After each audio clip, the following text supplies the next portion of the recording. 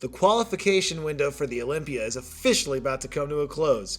As such, we have a few shows from the weekend to recap for you right now.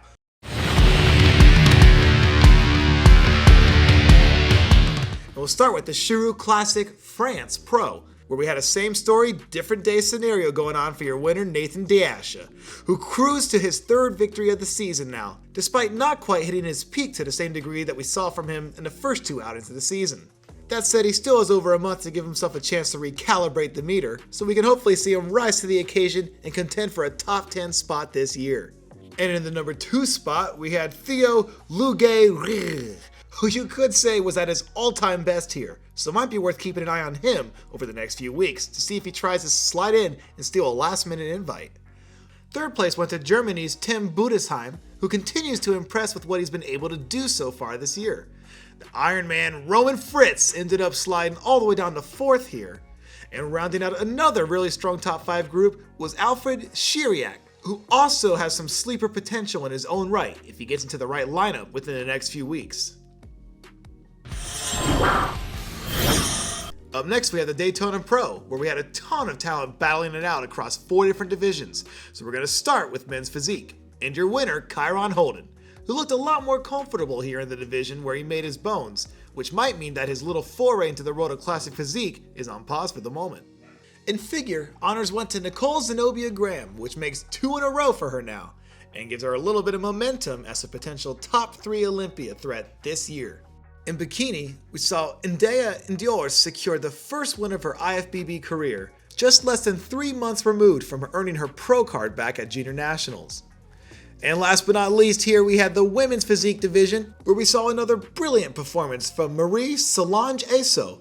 And if you're a women's physique fan, you might want to keep that name on your radar, because she's got all the makings of someone who could potentially crack the top 10 in that Olympia lineup a few weeks from now.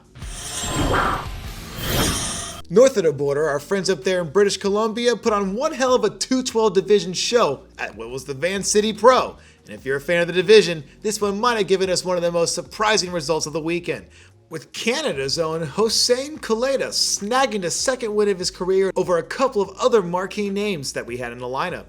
The OG giant killer David Henry actually slid into the runner-up spot here, which is wild when you take into account just how long he's been doing this at such a high level, because this guy's one of the true ageless wonders that we have in bodybuilding right now.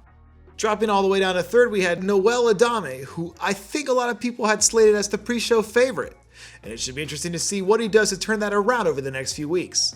Slide into the 4th place spot, we had Shane Stewart, and closing out this top 5 was Steel City's own Douglas Connor Jr. Our final show on the docket from last weekend is the Rising Phoenix World Championships. And we're starting right into women's bodybuilding, where reigning champion Andrea Shaw reminded everyone why she's still the best in the business by putting on a clinic, running away with this one in a landslide victory, and adding another huge line item to her resume. And fitness, Stephanie Jones did enough to separate herself from the pack on the way to collecting a well-deserved victory.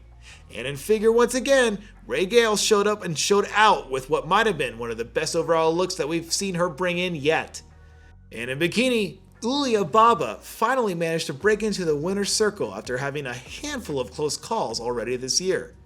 And we're wrapping things up here with wellness, and your winner, Andrea Hranko, as she punched a last-minute ticket to the Olympia weekend thanks to her big-time performance.